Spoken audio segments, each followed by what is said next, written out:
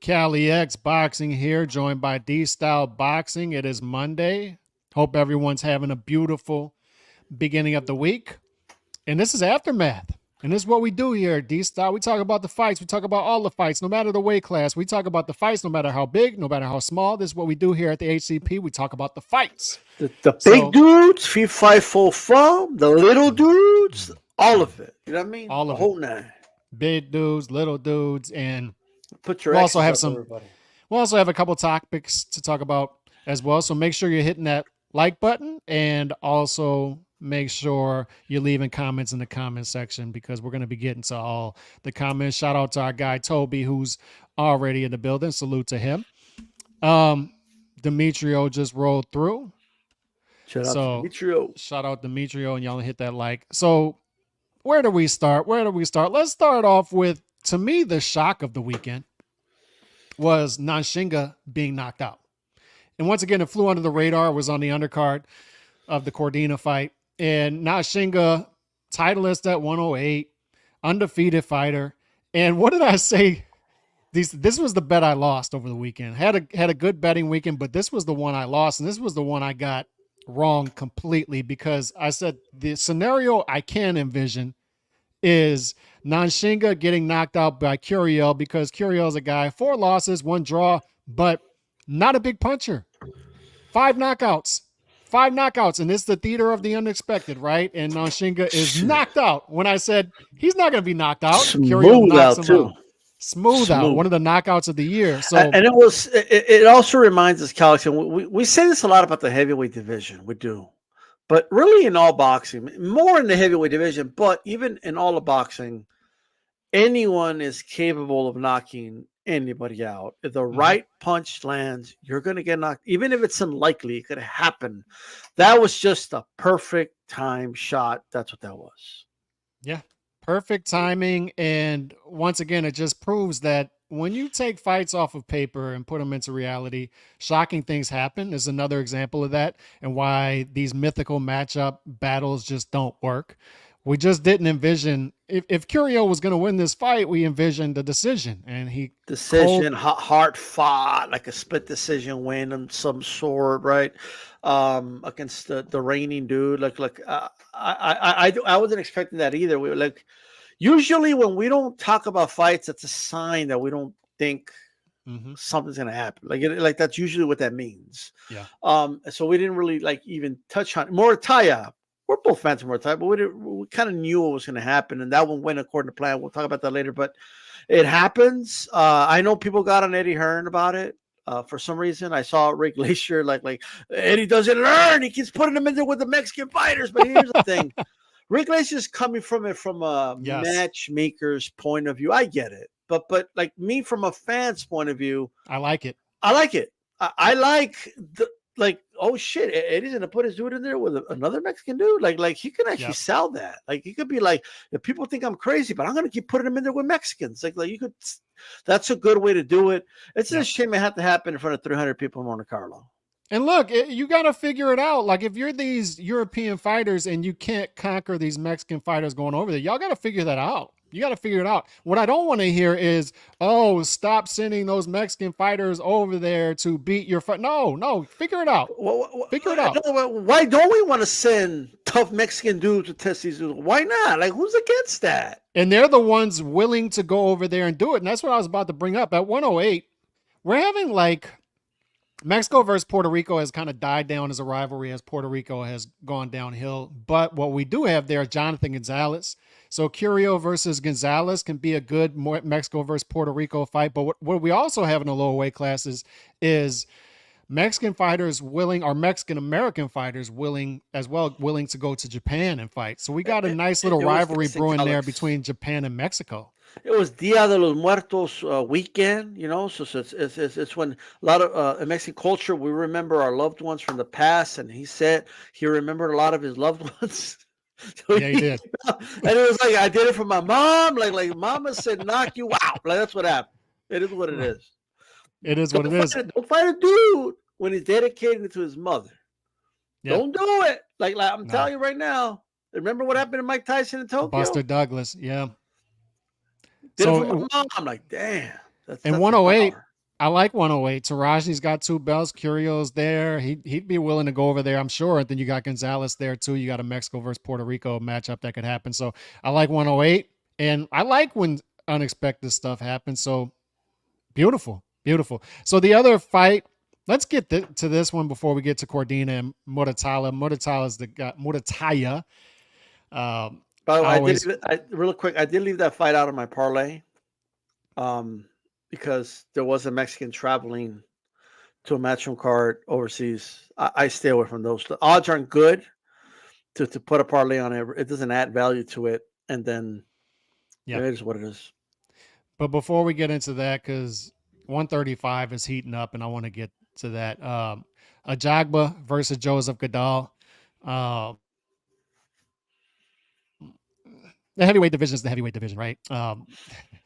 Overall thoughts on that. The fact that Ajagba is right outside the top 10, he looked good. He looked good, but Goodall didn't look good at all. We saw some heavyweight fights. Fights over the weekend. It's like, good Lord, what a terrible division. Goodall, like, first of all, they looked amazing compared to the dudes on the undercard, by the way. All right. Yeah. I don't even know how is that televised.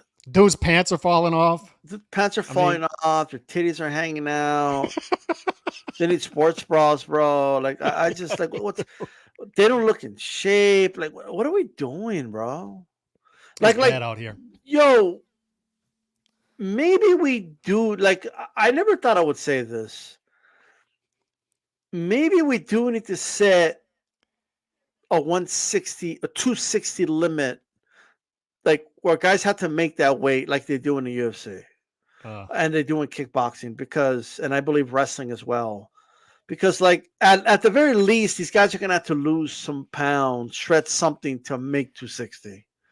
Is this your way to attack obesity in America? Is that what this is? Like we need to attack obesity in the heavyweight division, bro. Like, this is crazy. Dudes are like 6'2" and like 300 pounds. Not, like, what are we doing here, bro?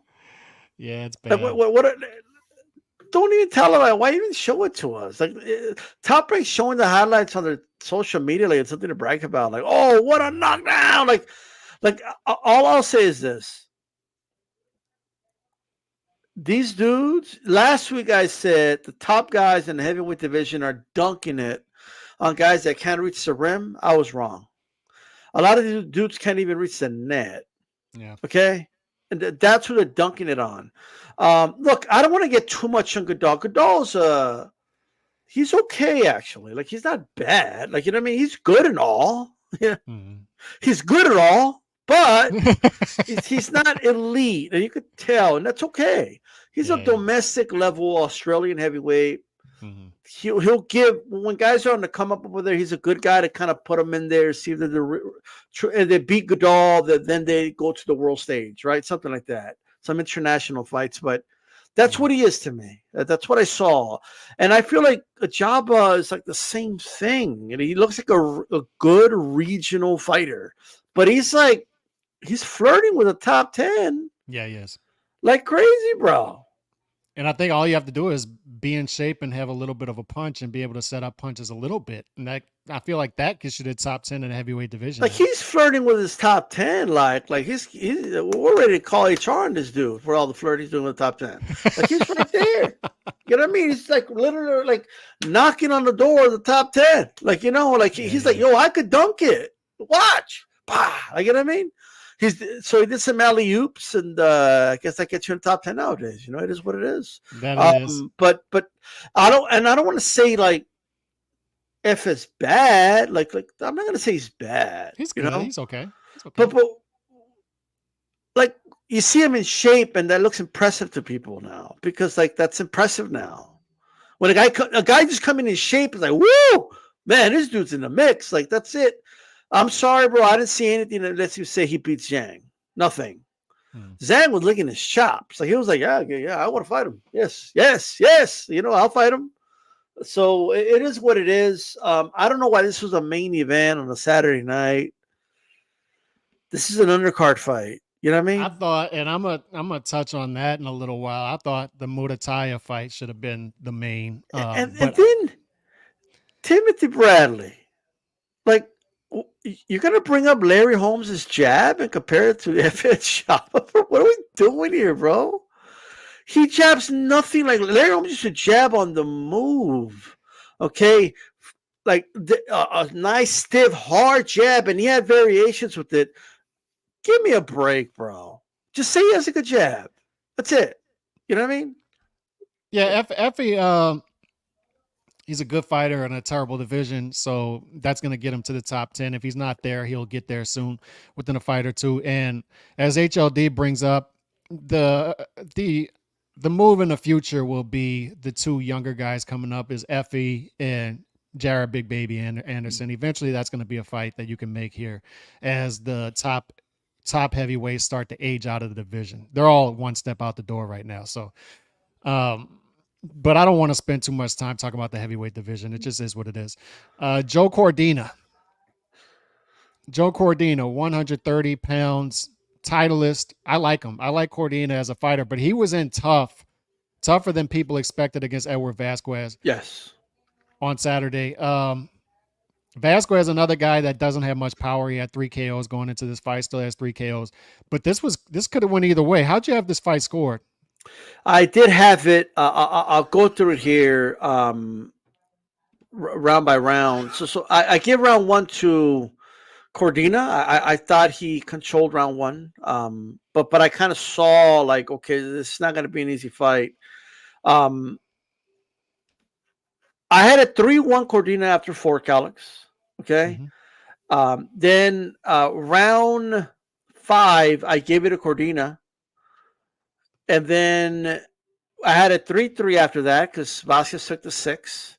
I gave Cordina round 7. I did think that was probably one of his best rounds. Of course, I thought that's when he was going to take over.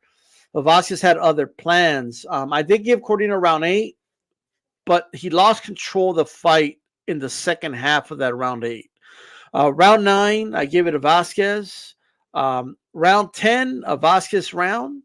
And then 11, I gave it to Cordina. And round 12, I gave it to Cordina. But they were razor close.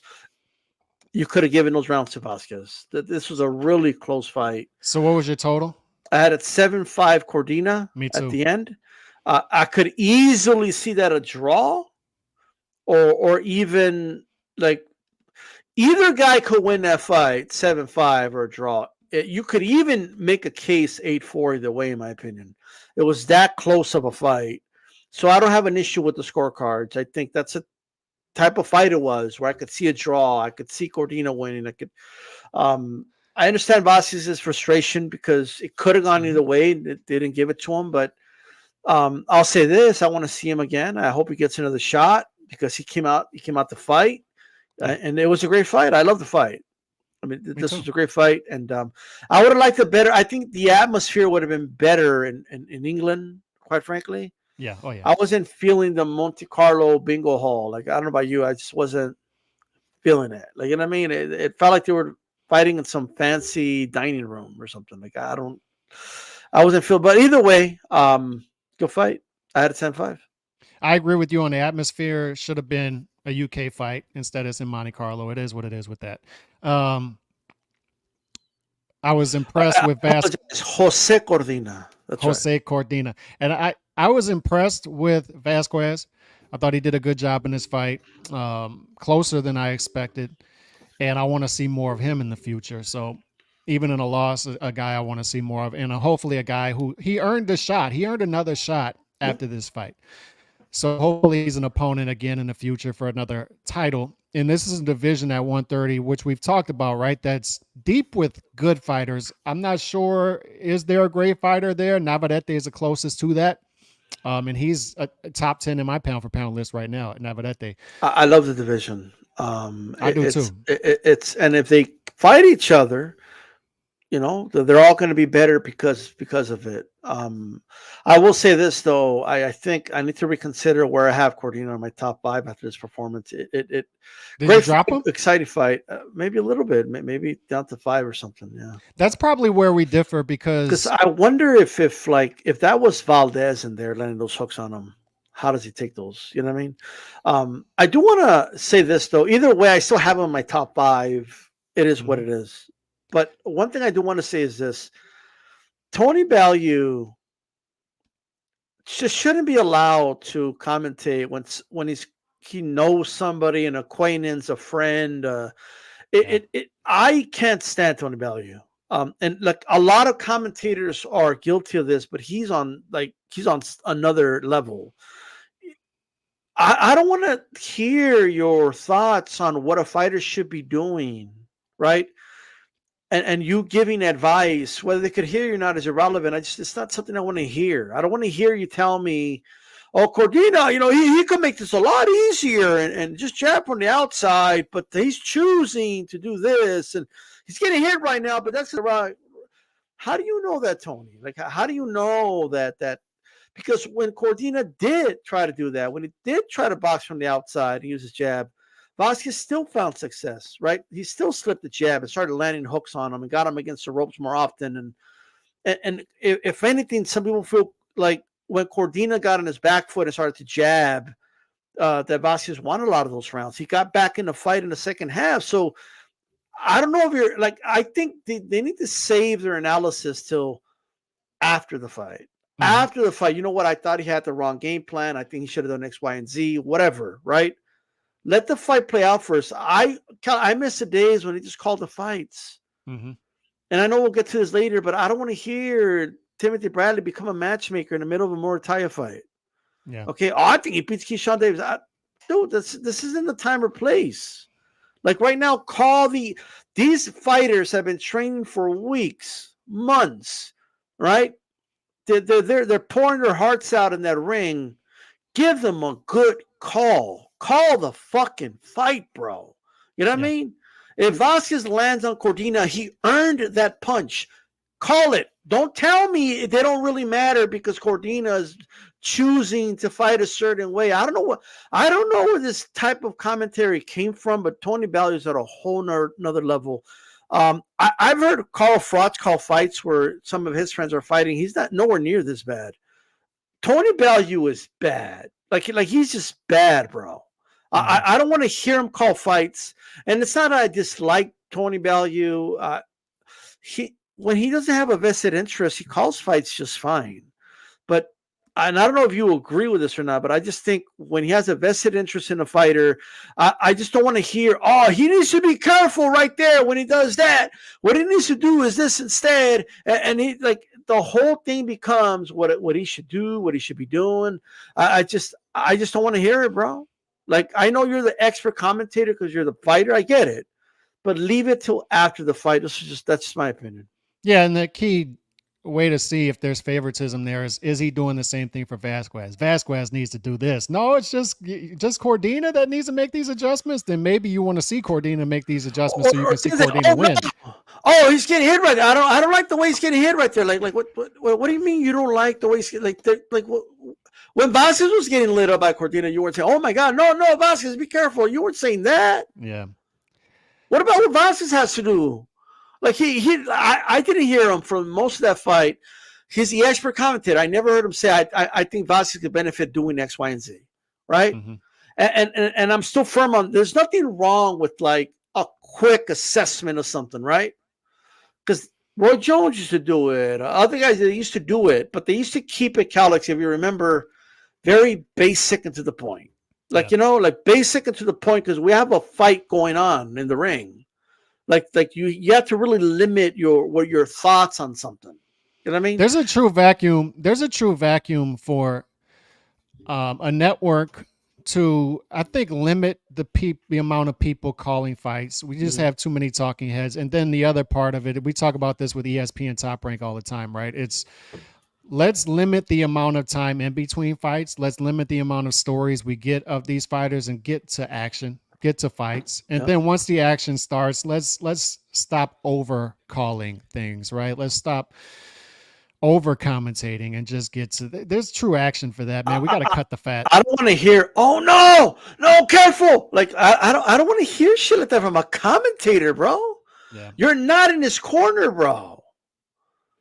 Like it almost sounds. Like when you go to somebody's corner to ask him like, hey, what do you see? And sometimes the trainer will be honest, say, I don't like how he's doing this, but I'm trying to get him to do X, Y, and Z, or we're trying to like whatever it is, right?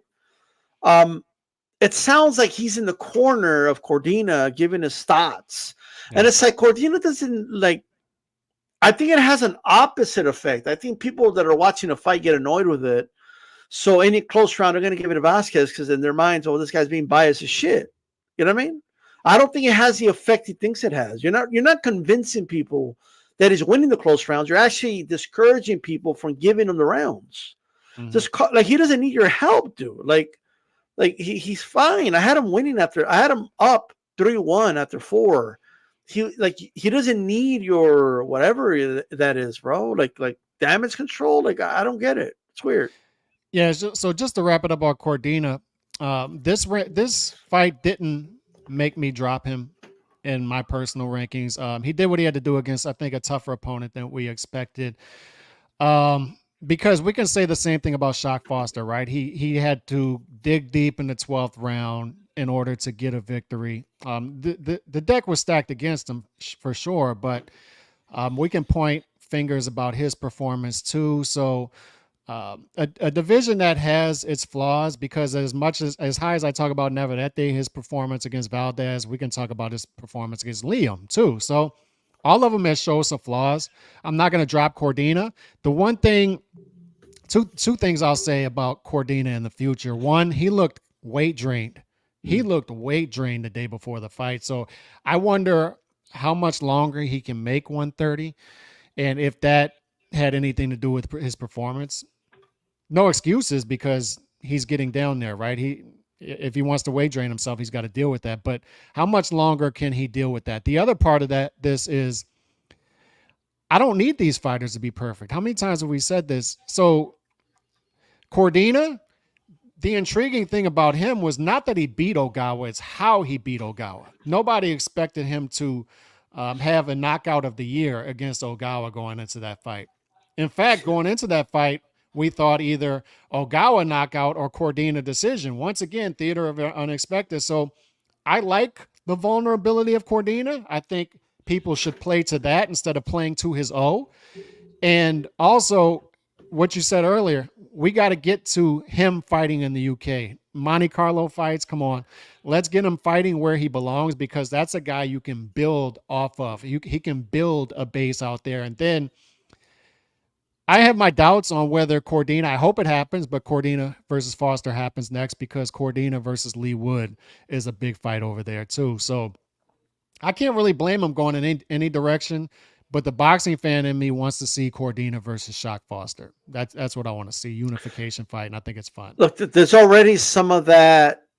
He doesn't bring any money to the table. There's already a Yeah. lot of that talk, and I don't personally like that talk. There's people that defend it, saying, "Hey, Yeah. well, if Foster doesn't bring tickets, it is what it is. He gets to not fight him, I guess." But look, as a boxing fan, I want to see that fight because I want to see the best at 130 fight each other.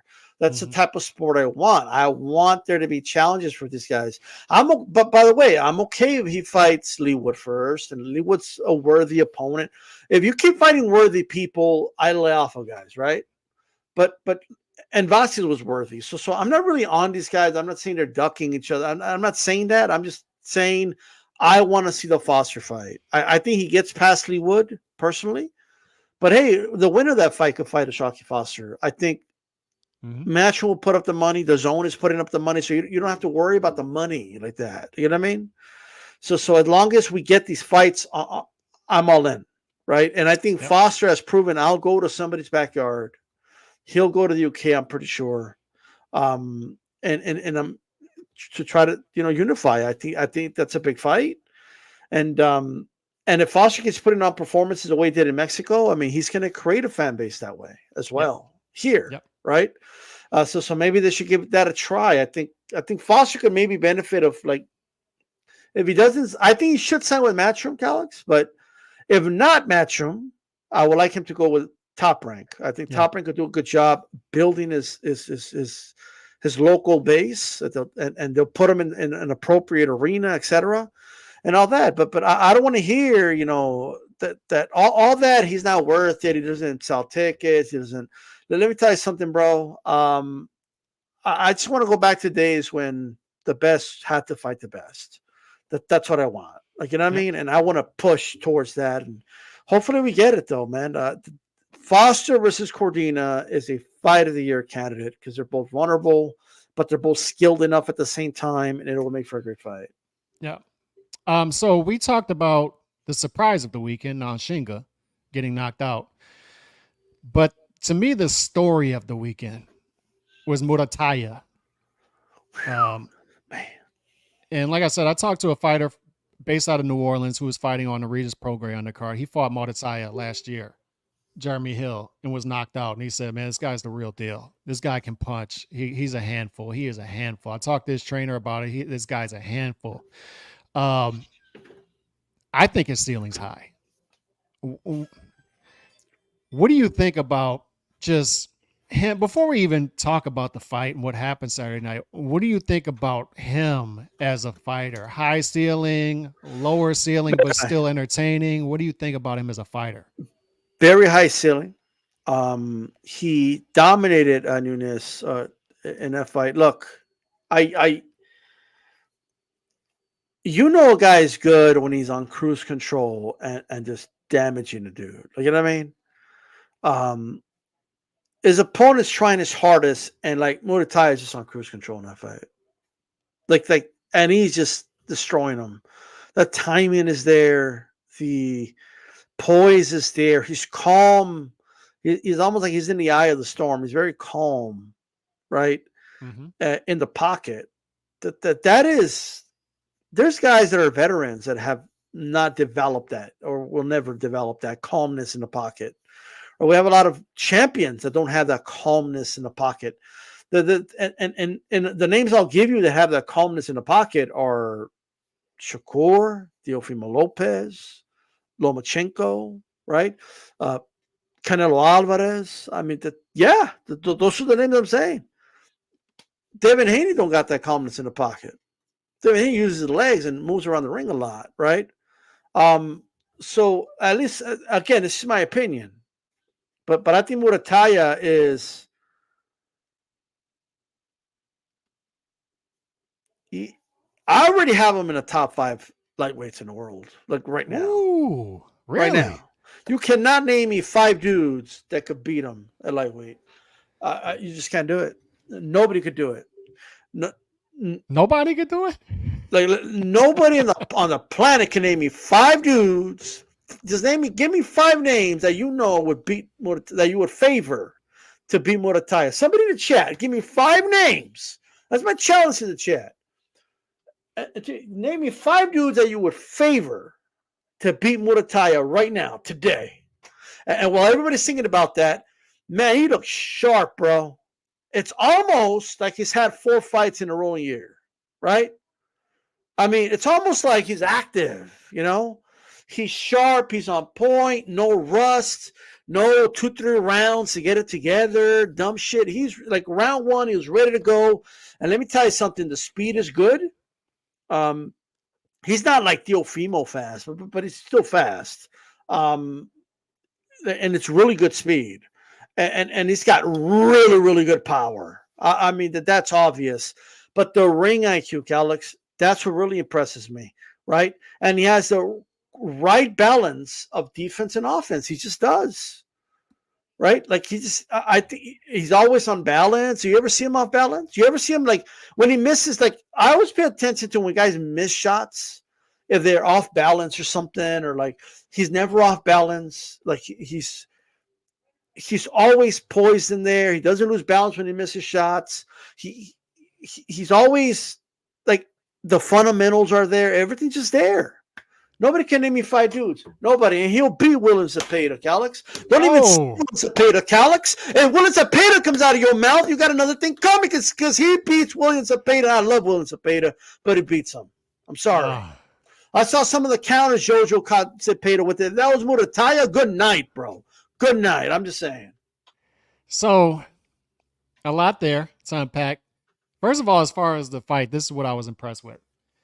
Is he was able to get his shots off with his combinations. And by the way, the finishing combination was a 5-punch combination. He unloaded 5 punches in like a Yeah. second and a half. So he's a combination puncher, but he was able to get his shots off, his combinations off without being lured into a brawl. So he showed intelligence, and that's what we were worried about going into this fight. Is this can turn into a firefight? Torres Nunez can lure him into that type of fight to where it becomes a trade, and then all of a sudden you're in a trade type of fight with a tough fighter who has never lost, been knocked out. And I understand the resume isn't great, but those are the dangerous types of fighters that show up and all of a sudden you're in a brawl with them and they can punch because he can punch. So I was impressed with how he navigated that and still got the stoppage that we expected. I bet the stoppage, but I didn't expect it to come like that. I expected him to have more trouble in this fight, and it just wasn't there. He was intelligent about when to come forward, and then when no, I'm gonna back up now. I'm gonna back up, and then reset, and then I'm gonna get my trades. He was intelligent about how he did that. So very impressed with him. But this is, regardless of where I think his ceiling is. Maybe yours is higher than mine. I don't know. We'll see. But 135 was Zepeda and Murataya there. Whew. What this division can be if those two guys, if Top Rank and Golden Boy navigate these guys' careers intelligently. If they do it to where, look, let's just go with this. I saw Robert Garcia talk to Steve Kim over the weekend and say, we'll fight Shakur. That's the type of stuff I want to see. I saw Eric Gomez go on their show, 3 Knockdown Rule, over the weekend and say, William Zepeda wants Shakur. We don't want the fight for him necessarily, but he wants to fight. This is the type of stuff that I want to see. Like, let's just go. Let's just let these guys go. And regardless of what I think his ceiling is, Murataya that is, same thing with William Zepeda, it doesn't matter if these guys are fighting the fights because these two dudes can become stars, particularly Murataya because he has marketability about him. And he's a versatile fighter, but he's fun too. So if he loses to Shakur, so what? I say that about William Zepeda all the time. So what? Just put him in there. And at the least, what you need to be doing is fighting these guys 3-4 times a year. To me, it's criminal what has happened with Jaime Munguia this year, only fighting once. What is that? If you're not fighting the fights, if those fights aren't available to you yet, fight. Fight 4 times per year. Come on, let's get this going. And that's what they're doing right up with Murataya up to this point. But what they need to be doing is, this fight was in Lake Tahoe, Southern California type of fight. I mean, Texas type of fight. This is the type of fighter you need to put his fights where they belong. And on top of that, D-Style, he doesn't belong on an FA undercard. Come on. He's a main event fighter. He should have been in the main event. Nobody puts Baby in the corner, right? Dirty Dancing. And you don't put fighters like this at this point. It's what we say about Boots Ennis, right? Boots Ennis, 8 years into his career, and he finally gets a main event. And then he's on Showtime undercards of pay-per-views that nobody's watching. You got to put these fighters, you got to build them correctly, main event type fighters, because it matters. It matters with marketability. They see him as an undercard fighter right now. He's not an undercard fighter. This is a legit top 7 or 8 lightweight right now. Mm-hmm. Right now. So let's do the right thing. Let's at least keep these guys busy. But that William Zepeda fight, I'd be for them doing that right now.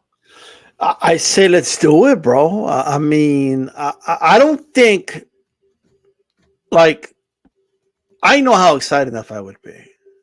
And I do favor Murataya, to be honest, but it's not like a foregone conclusion either. Like, you know what I mean? Like, he still has to go out there and do it. That's number one. But second, that's the type of fight where, like, first of all, people are going to enjoy that fight, and you'll want to see them again. Like it's just the way it is. So regardless of who wins, but I don't know if they'll do it or not, but hopefully we do get these fights. And if Oscar is serious and he's over there shaking hands and taking photos with Bob Do it. Arum, Do then it. let's do it. Like I'm not against it whatsoever. I remember a dude on Twitter was telling me, well, "What are you gonna do when Oscar makes these fights happen?" I'm gonna be happy about it. What do you mean? Like me saying, I don't know if I You believe think this I'm gonna dude. That do? doesn't mean I don't want it to happen. Like We need to get away from this because they did it with like Boots and Virgil, and we never got that fight. We'll never get that fight. But we need to get away from, oh, these guys are still too early and they're both undefeated and we just can't do that fight. No, no. They're early and they're undefeated. Do the fight. Boxing used to do that all the time. There's no reason that Oscar and Bob can't get together and say, look, this is a fireworks fight and both fighters are marketable, win or lose. So let's give everybody a fight of the year type fight here between Murataya and Williams Zepeda and put it where it belongs. Put it in Los Angeles. Put it in San Antonio. Put it. you know Put it what we need, somewhere. Alex? It's an event. You're right. Like the sport isn't running like a wild, like a well-oiled. I said wild, but a well-oiled machine. It's not You're right. really. It's not functioning that way. Like there's a lot of like, and it's not that I don't understand these things, right? But you start to listen to people, and they'll say certain things, and you know what? I was one of the people guilty about the Ortiz Boots thing, right? Because I was frustrated with Crawford and Spence not fighting each other. My thinking was, well, at least fight the young guns, right? Instead of having the young guns eliminate each other. But if we're realistic, like no one's eliminating anybody. Like these guys, they just go back to the ring and they fight again, and they take a loss, and they keep it moving, right? Mm-hmm. And that should be the way of thinking that we have. But unfortunately, we already know the pushback. We already know the arguments that are said, right? Well, why would you give away that fight just on a regular ESPN for when you could build it up and make it big and marinate it into a big mega fight in the future and have it mean something? This obsession with meaning something. I want the sport of boxing to mean something. That's what I want. And I want the sport to function as a healthy sport is what I want. So in order to do that, we need to make these fights happen, right? Let's stop trying to manufacture a fight between two guys down the line 3-4 years from now, because you know what happens? Things stay stagnant. There's not a lot of movement, right? And we have what we have on like with what you mentioned on Twitter with the inactivity, right? That's what happens because there's a lot of gridlock happening because they're trying to manufacture some fights, right, and build them up, right? And while they're building up a fight between these two guys, well, in order to do that, you need to kind of protect them as well. So in order to protect them, you don't put them in there with very dangerous, other quote unquote dangerous opponents. So the quality of the fights suffer in the process because you're putting them in there, right, with guys that don't stand a shot in hell, which is why we have so many fights that, you know, you look at the odds, that's why they're wide, bro. Yeah. Well, that's why we have 10-1 odds on main events on the fucking Top Rank. Well, we don't want that. We want competitive fights. Like what you do to make a big fight is the following. They happen organically, okay? So De La Hoya, Trinidad, Don King and Arum didn't get together in 1995, right? And say, oh, in 4 years, we're going to build these two guys up to fight each other in a big mega fight. So let's work together to make sure that fight happens, Don, right? Because if they did that, you wouldn't get almost all the fights that De La Hoya participated in. They would be protecting De La Hoya. You'll be lucky to get De La Hoya versus Obakar, bro. They're going to be like, oh, we don't want to ruin the bag. That's stupid. We got to be smart businessmen and make these fights happen, right? Let's build up the fight with Trinidad. No, you know what happened, Alex? It happened organically, right? De La Hoya moved up and he beat Whitaker in controversial fashion, but nonetheless, he won that fight. Trinidad was tearing up that division for a while, knocking dudes out left and right, getting up from the canvas in some fights, right?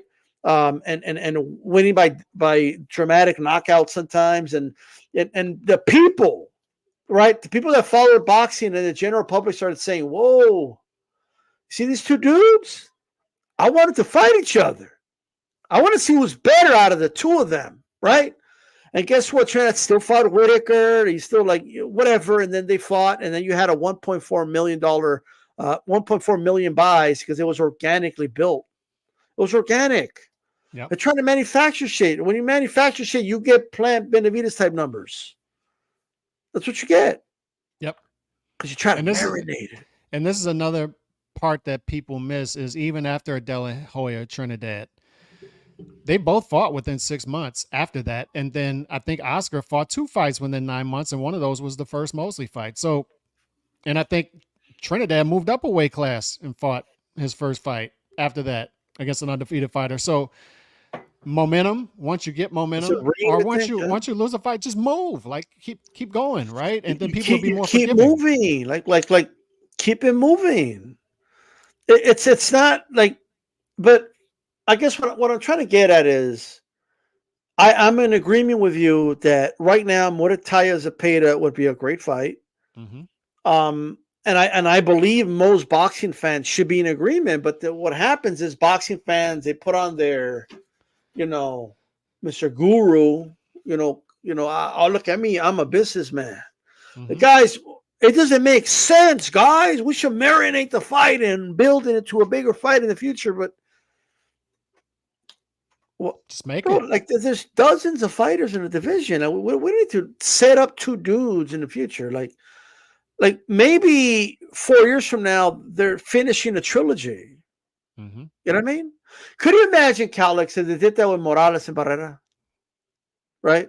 Like, because that fight happened relatively fast. As soon as Morales won the title, like the media in Mexico and HBO and them were already like, yo, hey, there's only room for one dude in Mexico. There's only room for one Mexican in this division, right?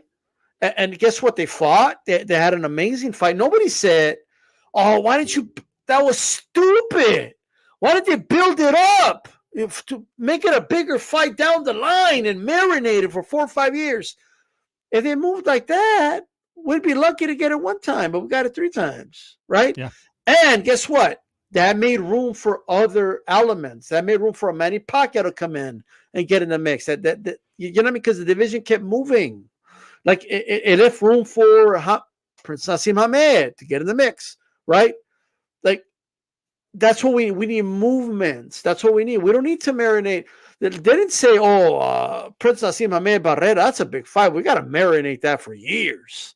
We got to build that up for the next 5 years and make it a big event. It'd be stupid to just do it now. Like, no, like they just got it done.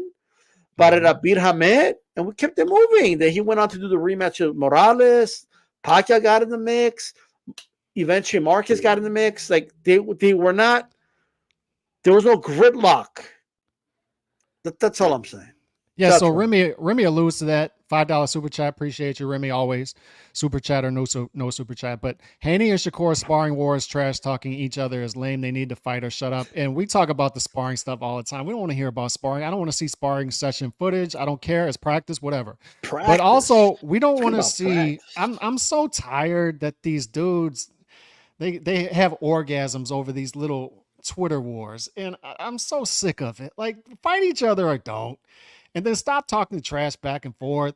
We don't want to see this. We want to see fighters who fight. And this is what I don't want to see happen with the Williams Zepedas and the Muratayas of the world, because marketable fighters, win or lose, entertaining fighters, a lot going for them.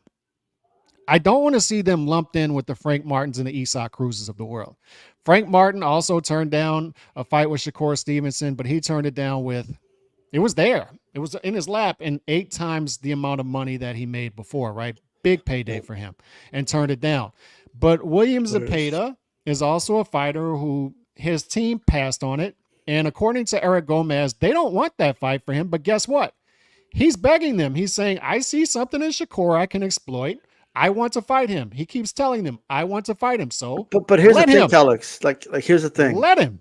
I don't have a problem with what Eric Gomez said, because Eric Gomez is talking from a promoter's perspective, right? Yep. As a representative of Golden Boy, right? So look, that could totally not even be true. Like, Cepeda might be indifferent. He might be saying, I don't really want to fight that guy. He could be You're right. saying, I want to fight him, but my point is this: we don't know, but it doesn't matter. That's how a promoter should talk. A Mm-hmm. promoter should be saying, "No, my guy wants to fight him. My guy wants to do it." Right? And I think that's an example of a someone with the promoter cap on doing his promoter thing. Kind of like we talked about last week, like Bernard Hopkins saying he has tank number 1 pound per pound because look at how he beat Ryan Garcia. In an indirect way, he's pumping up his guy who they're going to be promoting soon. So he's talking from a promoter's point of view. I have no issue with that at all. I think I don't have an issue with Eric Gomez talking that way. I don't have an issue when managers talk like managers and say, "Hey, my guy's not getting paid enough money." Blah, blah, blah. That's cool. Whatever. All I ask, Alex, is that fans start talking like fans because Mm-hmm. there should be a tug of war going on with like we want that fight, but we're not going to give it to you yet. And no, give it to us. Like there has to be a tug of war going on between like managers and promoters should not be seen eye to eye all the time. There should be some type of like, no, this is what we have. Are you going to take it? Yes or no? Well, we're not going to take it, blah, blah, blah. Let them hash it out. We need fans to start acting like fans, right? Like, let's start doing that. Let's start that. Like, you know how many people get discouraged? They don't even want to say the fights they want because, and it's not the managers that are going to come after them. It's not the promoters that come after them, right? The promoters and like a lot of people in the business love it when we just talk about the fights and hype them up. They love that. It's other boxing fans, Alex. Mm-hmm. Boxing fans discourage fans from being optimistic or well, not even optimistic, but just asking for things like oh, you're just a fan, you don't know anything. I mean, why would you do that fight? Are you stupid? Like that's how fans get talked to just for saying that there's a fight that they would like to see in a division. Yeah. Like, I mean, think about how crazy that is. Murataya Zapata, let's do it. I don't have a problem with saying that at all, right? Mm-hmm. And I think that's a fight that makes sense to me. And if the message of let's work together, let's do it together, let's hold hands, let's sing kumbaya, and let's make these fights happen, then that fight should happen, right? Yep. That's just my opinion. I just think that Zapata and Murataya should be moving differently than a lot of the guys in the lightweight division. They should be saying anytime, any place, anybody in the division. If it's not me against you, I'll fight Tank now. I'll fight him right now. I'm not going to wait around. That's what has left a bad taste in my mouth when it comes to Isak Cruz's career. Is he had some momentum going after the Tank fight, and then it just became all about Tank and just waiting around and just waiting around, just waiting around. And come on, man, let's get movement. And I want to see them be the anti Frank Martins, the anti Isak Cruzes, and say whatever. Just bring me the fight, whatever. Let's go ahead and do it. And I don't want to see their fan bases. I'm a fan of both fighters, so I'll put myself in that. I'm definitely not going to be protecting these guys. Put them in there. Let's go. Let's see it. I'm going to be forgiving if they fight those fights. I'm not going to be like the Tank fans. I'm not going to be like the Isak fans. I'm not going to be like a lot of the Haney fans and say, it doesn't make sense because of this and that. No, man. Get to it. Let's go. Get to it. So that's where And I'm at with it. and check this out. This is my parlay, almost 5-1 odds. At Henry Lebron against William Foster. Mm-hmm. Okay, I had Grevor against Makabu. I had Murataya against Yunus and Ajaba against Goodall. I got almost 5-1 odds with that, and it hit. Sweet. So I'm happy. You know what I mean? That's what it's all Beautiful, about. beautiful job. And my heavy play was Murataya by knockout and got that one at minus 160. I was going to add Murataya by knockout, but I just thought I don't want it to go decision. I fuck up the whole thing. So it is what it is. Yeah. Before I get to a topic I want to talk about, Ring Magazine, 112 pounds, and that not being for a belt, which I think is a disservice to the boxing public. I do want to get your opinion on Tyson Fury. It looks like that pay-per-view flopped. It looks like it's going to come in at under 100K from what I'm seeing. Pay-per-view buys. Does that change your mind on whether you think we'll see more crossover fights in the future? Now that we've got this new information that this pay-per-view likely flopped. So a couple of things.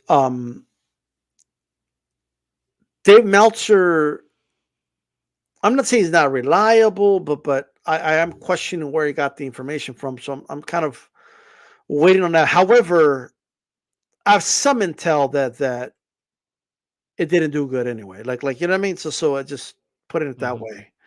Um, Based off of, and this very limited info, but based off of the numbers that it did with Dish, it was not good. Um, but like it is what it is. But with that said, um, more than likely those numbers seem to be true, and but I just wanted to kind of say that really quick. My answer is I don't know because they could always say, "Well, it wasn't big in the U.S., but let's what did it do in the UK?" Mm-hmm. That's a question I have. And if the Saudis are willing to do it, it really doesn't matter if it flops in the U.S. or not. You know what I mean? Yeah. As long as the Saudi now, you and I have questioned. I don't want to put words in your mouth, but I believe we both have questioned the longevity of this and if it's sustainable. Sustainable. Yeah. Right. So like I still have those questions, but I think it's going to be around for at least another year or two. You know what I mean? So we have to factor that in. Mm-hmm. Um, I think the numbers suffered bad. I think this was an event that people were curious to watch, but they weren't exactly throwing fight parties and going out of the way to buy this fight either. And the reason I say that is because this event got, I mean, pirated. It was like Pirates of the Caribbean everywhere, bro. Like it was crazy. It got pirated, like hard. So and there was a pattern with the pirating, right? Um, so this puts to rest to me anyway that boxing fans are this evil group that steal everything, but the general public is this great group of people that steal nothing and they're great and they buy everything. Yeah. Because this was not geared towards us. Mm-mm. This was not targeted towards us. This was not for us. This was for the general public, and the general public pirated the shit out of this fight, right? Casuals pirated the shit out of this fight. So my answer is I don't know. There you go. My answer is hopefully. My answer is hopefully it flopped, and I don't feel bad at saying that.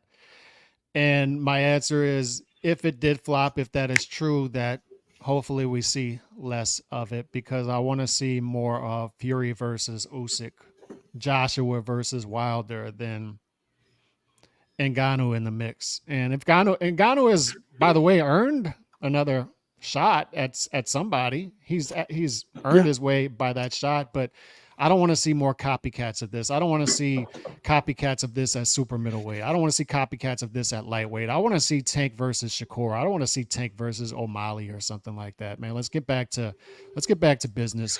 Well, here's the thing, Alex, and I think it's worth noting that yeah, I agree that Ngannou has earned a shot at something, right? I still want the sport of boxing to function like an actual sport, though, Mm-hmm. and have a process involved. Like nobody could just walk into. You could have an athlete that's so special, right? He can't just walk into the final Wimbledon. You know, even if he could win it, like you can't just. No, you got to fight through a tournament or play. I'm sorry, through a tournament, right? That's a boxing fan talking. Um, so he needs to like fight a top 25 guy and then fight a top 15 guy, then a top 10 guy, then fight an eliminator. Like he needs to do those things Yeah. to get like you can just get a title shot. You know what I mean? Like that's how I feel. And then we're gonna really see your medal. Like we're gonna know at that point, right?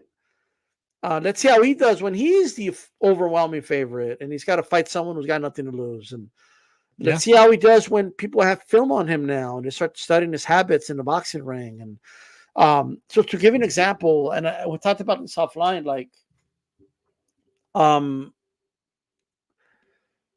if Clay Collard, who is a PFL fighter himself, right? Former UFC fighter. He's only 30 years old, by the way. Um, During the pandemic, if you remember, when the elites were not fighting, they just weren't. A lot of journeymen were on ESPN. A lot of some other fighters took advantage of the situation. Clay Collar was one of them, right? Clay Collar couldn't really get an MMA fight. He couldn't, and he saw like, there's some spots over there. Okay, I'll fight, right? And what happened is throughout the pandemic, he went through a tear, like upsetting prospect after prospect, right? And people were like wondering what the hell's going on. And me personally, I enjoyed it. Like, and the reason I enjoyed it was because when a prospect is coming up, I almost don't even want to see the journey sometimes because it becomes so formulaic. Like they incrementally move them up and they're just destroying dudes. And a lot of these journeymen just show up for a paycheck, really. Like a Torres Jr. Yeah, basically. And it's like what are we doing here? What's Clay Collard showed up and was like, "Oh, I'm here to fight. Let's go." Like, you know what I mean? He just started thumping. He just started trading with dudes and forcing trades. He got knocked down to get back up and made it exciting. He was like a bulldozer. Just came in like, I don't give a fuck if this dude has a future down the line. I'm here to fight. Let's go, right? And it made it exciting. He became like a cult hero almost, right? He got like a cult following in the boxing world, and the reason he also started boxing was his boxing coach told him, "You have some holes in your game. Let's do some boxing so you can clean them up." From some interviews I saw, and my point is this: eventually, the boxers caught on to it, right? Like eventually, like they caught on to his plan, the way he fights, and I saw some interviews of him. He even said like, "Yeah, once they saw I'm just like once they didn't stay in the pocket, I couldn't do anything." You know what I mean? My point is this: eventually, right, the element of surprise is not going to be there for Ngannou. Mm-hmm. So that's why it's interesting to watch him fight a top 25 guy. Yeah, we just don't know what's going to happen. Like we just don't. And then if he fights a top 15, a top 10, they're going to start. They're going to try some things, and we're going to see what works, what doesn't, and the whole game is going to change. Eventually, people will figure him out, right? And the question is, what adjustments will he do to make up for that when people do figure him out, right? It's very similar. Like you ever see like new offenses in the NFL, they start working and they're winning games, and then coaches figure it out and it just doesn't work anymore, right? Yep. Like so. What happens? They go back to the fundamentals, right? So I think I'm all for this Ngannou thing. If he starts fighting Chisora, let's see what happens, right? Let's see what happens if he gets in there with a Billy White. Let's see what happens if he gets in there with anybody in the top 25, right? What happens then? Like what like you know what I mean? Because right now the expectations are up here. Like there's dudes saying he could knock out everybody. Okay, well let's see, right? Maybe he will, maybe he won't, but we have to kind of see it, and we're gonna get more data out of that. You know what I mean? We're gonna learn more about him, and he could get better off of it. He could get worse off of it. We just don't know, right? Yeah. Clay Collard is a really good striker in MMA. For those that are not familiar with Anthony Pettis, who I guess beat Roy Jones in a boxing match when Roy Jones was 60 years old. Clay Collard fucked up Pettis a couple months ago, right? Like it might have been last year, and he beat him with striking. So it's not like Clay Collard's a bad striker. You know what I mean? So I'm just putting that out there, right? And now HLD saying, Calix, the Saudis are not in it for profit, so it may not even matter. Like we may get that rematch with Tyson Fury. Maybe so. We might just get it. Moving on from that, I want to go from the heavyweights to the smaller guys because something is developing in boxing that I don't necessarily agree with. And this is nothing personal. I'll line that up soon enough. But I want to show to everybody this is the rankings at 112 currently. And you see that champion is vacant And number 1 is Sonny Edwards. Number 4 in the rankings is Bam Rodriguez. Yep. I think that's the first problem in and itself, and I'll explain that here in a minute. But just to set this up, when the ring belt is vacant, number 1 versus number 2, that's obviously for the ring belt.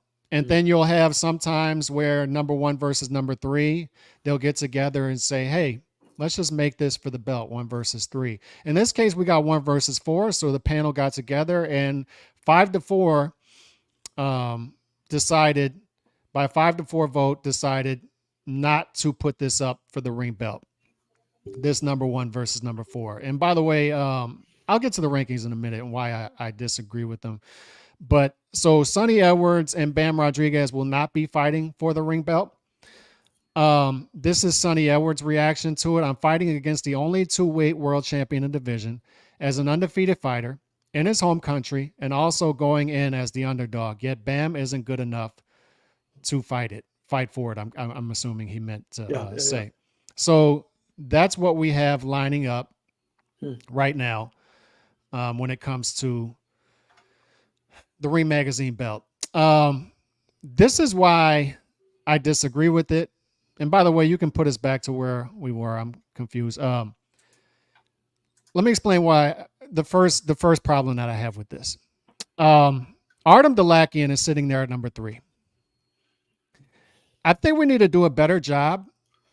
And let me set this up by saying none of this is personal because I like Ring. I think Dougie does a hell of a job over there. So it's nothing personal. That's not what this is. It's just a disagreement. And I think this is a disservice to boxing fans right here. Because what did we say going into Tyson Fury versus Francis Ngannou and why it was even more confusing than it already was we didn't even, there are people still arguing on who Lineal is at heavyweight. So when I think there's an opportunity to designate Lineal, I think we need to do it. We need to go out of our way to do it.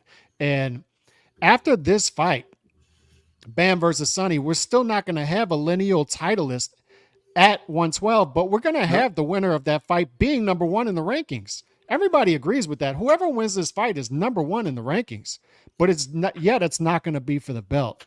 But I have a problem with Artem Dalakian being number 3 because I think we need to do a better job, the big publications, at drawing a line in the sand against inactive fighters. Dalakian, he's fought, his last 3 fights were February 8, 2020, and then he goes almost 2 years in between fights, November 20th, 2021. And people are going to throw out COVID, I know, but other fighters were fighting in that time frame. And then he goes another 14 months between fights. January 28th, 2023 is his next fight. And then he's not even 10 months later, he doesn't have a fight scheduled. Mm-hmm. So I have a problem with a guy that inactive who, to be quite frankly, I understand he's undefeated, but he's been doing largely pedestrian things. He's got 1 top 10 win in that time frame. I have a problem, number 1, with him being ranked above Bam. I understand Bam is new to the division, but he's a titleist in the weight class north. I think we need to use our common sense here and say he should be ranked higher. And then when we look at number 2, Julio Cesar Martinez pulled out of the McWilliams Arroyo fight twice due to illness. I know Arroyo pulled out of the fight 3 times.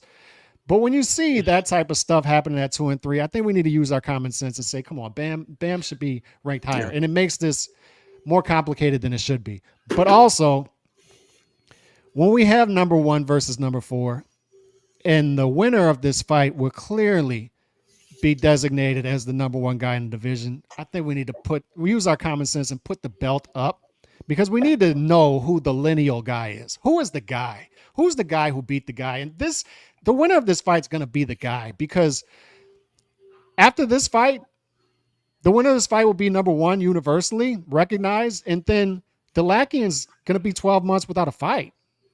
So when is the Lineal title going to be up for grabs in the future? I hear you. I have a couple of thoughts. Look,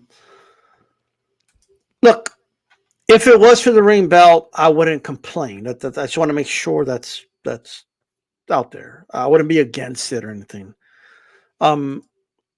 And it's not that I'm purposely trying to play devil's advocate, but if you really look at it, I get that Bam, you know, was competing, up north at 115 pounds. I get that.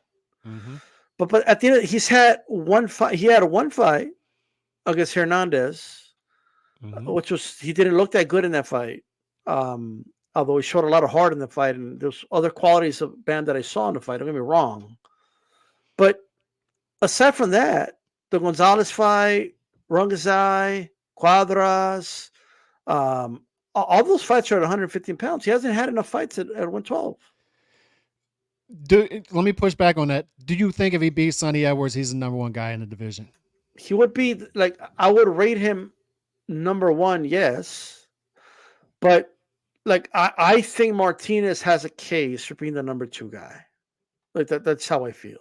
Mm-hmm. He has a case for it. I don't think Bam has done quite enough, right?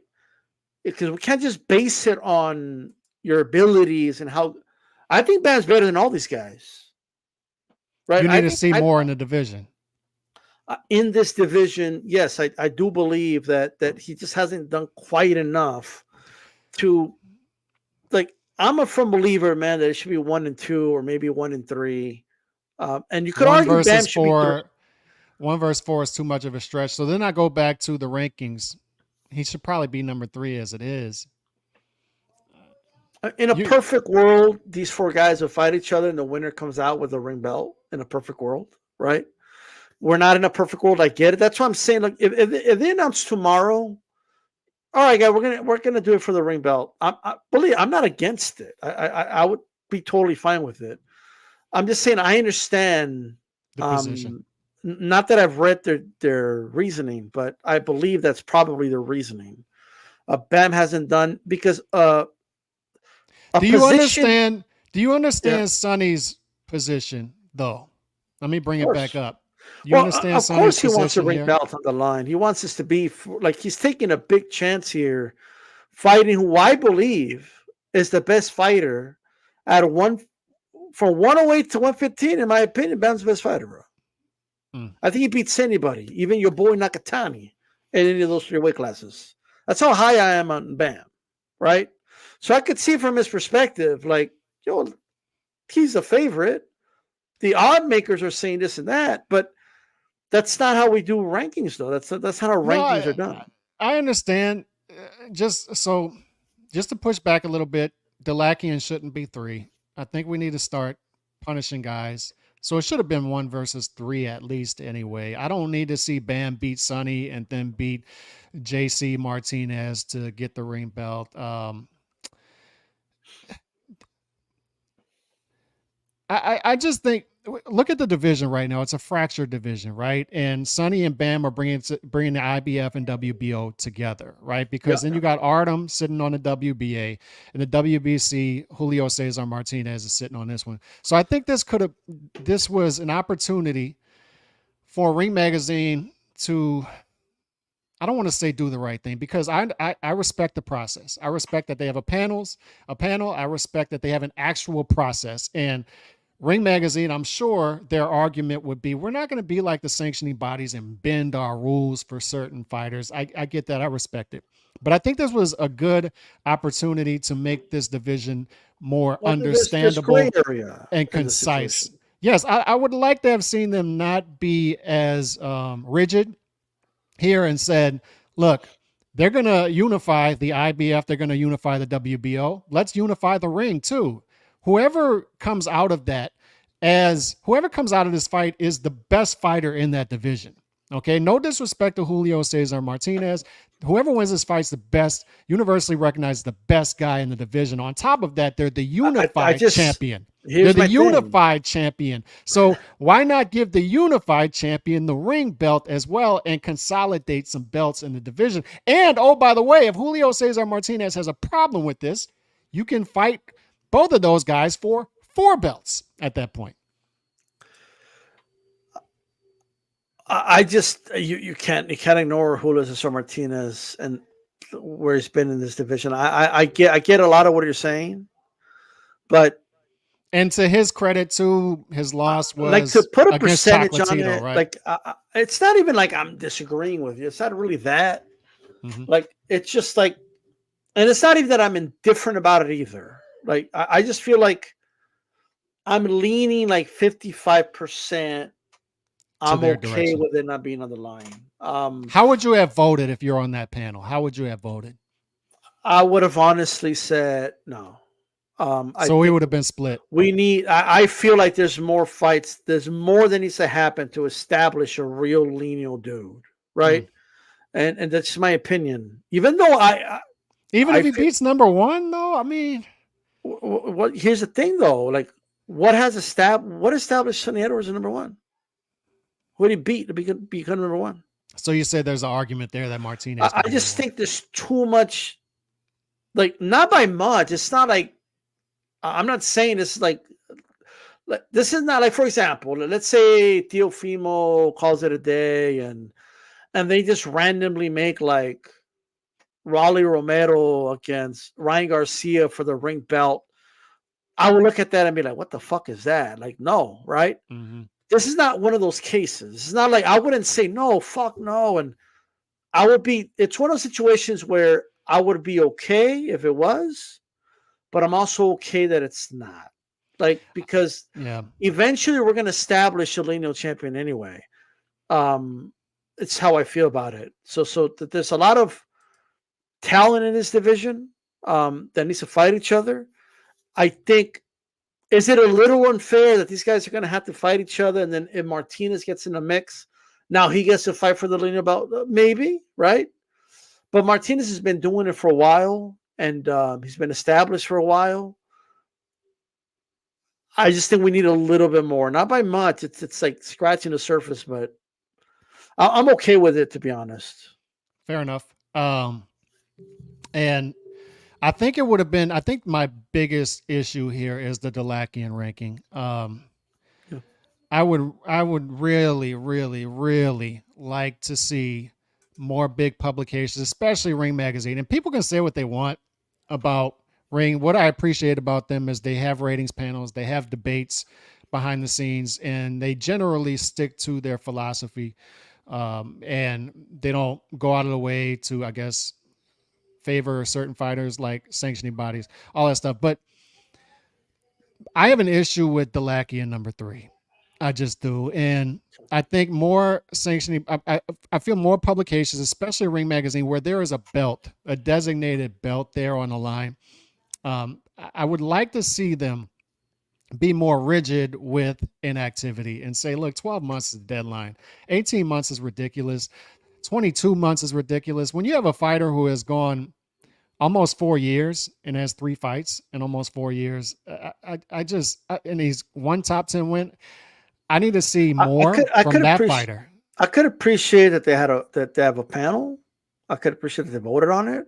I could appreciate that it was split, um, and that it's that authentic. Yeah. If they would have voted the other way, I would, like I said, I would have been fine with it. This is light years ahead of the fake voting that they do in the WBC in Hawaii to Yeah. vote whether or not somebody should be franchise champion and all that other dumb shit. Like I want there to be structure in the sport, and if the sport was more structured, we wouldn't really have these issues, right? Mm-hmm. This is not something the ring is really creating. That they're kind of doing their best to do a rating system with a sport that's a little fractured, like you said. Yeah. And everything, it comes down to judgment calls, but you also got to be careful with setting a precedent, Mm. right? So like they have to look at those things, because what people do it all the time. Oh, you did it for him. Why didn't you do it for us? Like it's just, it is what it is. And then they'll have to explain their position to the number 4 guy in the future. I get what you're saying. So it is. It's one of those situations where, I mean, they're eventually going to do it. Like there'll be a Ring Magazine champion in this division eventually.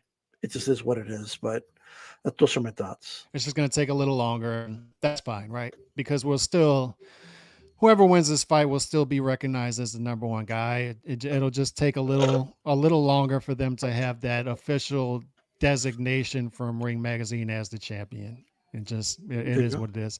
It's not this isn't me being mad or angry. I'm not that. I respect the process. I just would have went a different direction from this, but being that you and I are split, it just speaks to the situation that we're in and how tough it is. So, any final thoughts from you? Well, look, I enjoyed the fights. I do, man. I'm liking these afternoon fights. You know, Mm-hmm. like it's. We got a I do wish Thursday. We got a Thursday fight next week with Shakur. I like we that too. got. By the way, Jamal Herring is going to be fighting. Ramla Ali, by the way, got revenge for a knockout loss. Shout out to her. Yeah, But um, that's a big one because I was there when she got knocked out earlier in the year. yeah, It's tough to come back from something like that. tough to come back, face the same person, and she was trying to intimidate her at the weigh-in, put her fist in her face, and she was like, "Oh," she stuck to the game plan. She wanted to fight. Good for her. Um, and Tuesday, Jamal Herring will be back. That will be on the Zone. You guys can tune in there to watch that. And the chicken fighter that trains with Christine's going to be fighting there as well. She's fighting for. She wins that fight, she'll be the number one in the IBF. So that'll be on the Zone. You guys can catch that. That's Lou DeBella's card out in New York. So you got some fights on Tuesday night. There you go. And we'll be HCP on your channel this Wednesday. week That's right. too. So, and then of course we'll have the roundtable on Roundtable on my channel on Thursday as well. Yes, sir. Thursday. And just to wrap it up, my final thoughts is, um, you know, Chauncey told me this over the weekend. You know, we focus a lot on negativity. The reason we do it is we want this to be a properly functioning sport, but we also focus on the positive here. We talk about the fights, up and down the rankings, no matter how big, no matter how small. So we need to continue to. We pride ourselves on that. Continue to talk about the fights, and we've had them the past 3 weekends. I mean, we've had shocking fights. We've had upsets. We've had, I mean, just look at Santillan upsetting Rocha. Look at Shock Foster winning by 12th round knockout. Look at Nanshinga getting sent to hell against. I said it. I said it before the fight. D-Style, he's not going to get knocked out. Like, we can take that off the table. No, we can't take it off the table. We can't. So we have fun fights. We have fun fighters to look up forward to. So I want to end on a positive note as another weekend of fun fights. So on that note, I'll see y'all on D-Styles channel next. Peace. God bless. Peace.